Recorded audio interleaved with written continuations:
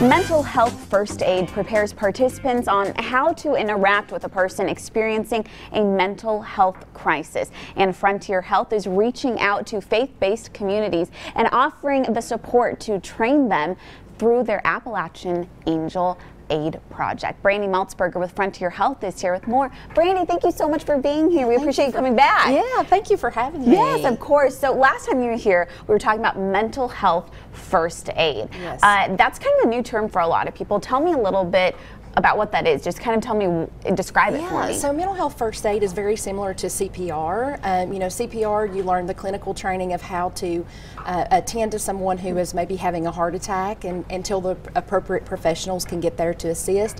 And so mental health first aid is very similar to that. It's to train individuals on how to, you know, render support for that person until the appropriate professionals can get there to assist. Right, help save a life really is what it is. Absolutely, yes. Absolutely. And so mental health first aid, tell me a little bit about why it's so important, especially here in this community and making it available to people here. Yeah, so you know, 1 in 5 people in America are suffering from a mental illness, and so mental health first aid really helps people to understand what mental health is about, and it also teaches people you know, how to get support that they need, because a lot of people with mental health illness, they do not want to seek out help, and so this is a way for us to be able to kind of reduce the stigma that's associated with mental health and get the appropriate help for those people. Right. And so tell me a little bit about this Appalachian Angel Aid project. This was funded by a grant that you all received, right? Yes, we received a grant. We were notified at the end of November, and this grant is through SAMHSA,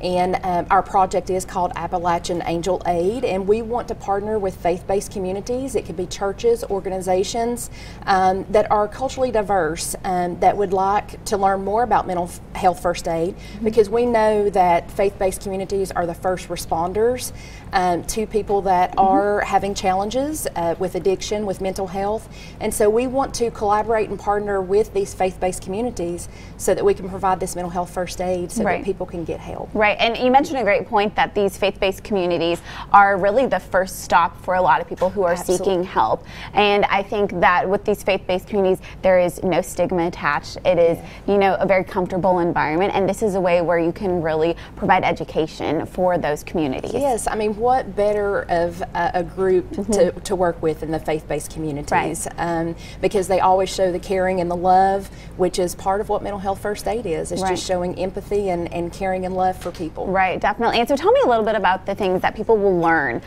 through their training and why it's so important to be educated in that. Yeah, so you know, when you talk about CPR and first aid and you have all of the steps that you have to do, with mental health first aid there is a 5-step action plan, and so this mental health first aid training actually shows and teaches the people the 5-step action plan to be able to assist someone that is maybe experiencing mental health illness or substance abuse problems.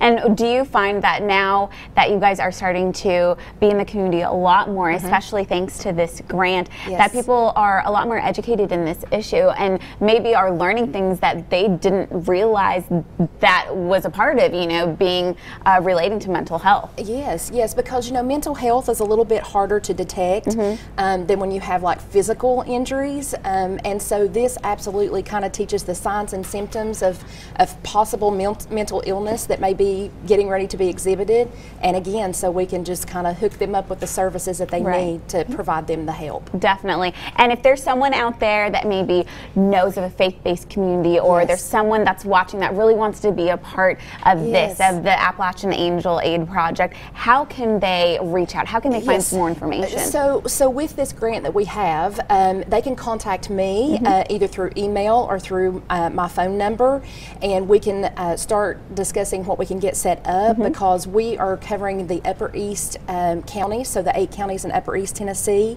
So we want to get out to some rural communities and be able, you know, to share this knowledge that we have about mental health first aid. Right, and you mentioned the contact information. All of that is at the bottom of your screen. Such an important topic, and we appreciate you coming back on on and telling us all about it. We Thank can't wait you. for you to come back on and give us some more updates as well, because this is such an important topic as we're seeing right now. So Yes. thank you again, Thank Brandy. you so much. We appreciate it. Make sure you give Brandy an email or a call if you're interested in anything that you've heard here today.